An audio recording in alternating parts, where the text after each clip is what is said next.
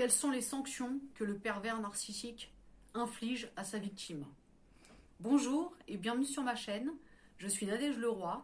Je suis magnétiseuse et conseillère pour les femmes qui ont été victimes ou qui sont encore victimes de personnes toxiques dans leur entourage sentimental. Si ce n'est pas déjà fait, je t'invite à t'abonner à ma chaîne et à mettre un petit pouce bleu, signe que tu as aimé cette vidéo. Je te remercie par avance. Alors, quelles sont les sanctions que le pervers narcissique peut faire à sa victime?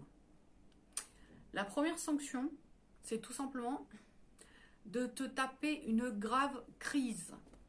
C'est-à-dire que s'il pense, à partir du moment où il pense, que tu as fait quelque chose que tu n'aurais pas dû faire, ou que tu n'as pas fait quelque chose que tu aurais dû faire, ou que tu as dit quelque chose que tu n'aurais pas dû dire, ou que tu n'as pas dit quelque chose que tu aurais dû dire, c'est compliqué, hein? Et ben, il va te taper une grave crise.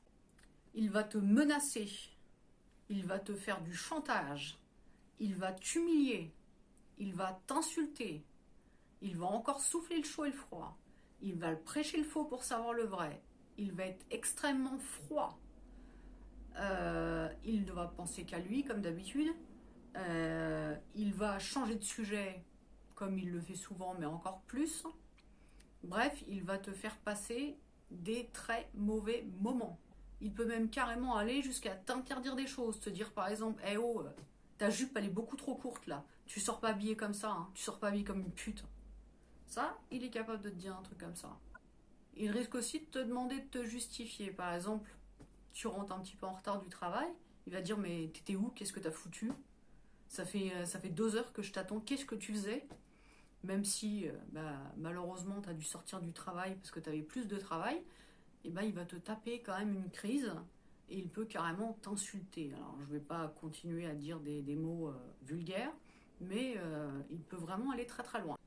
La deuxième sanction qu'il va t'infliger, c'est le silence radio. C'est-à-dire qu'après t'avoir tapé une énorme crise, mais il ne va plus te parler.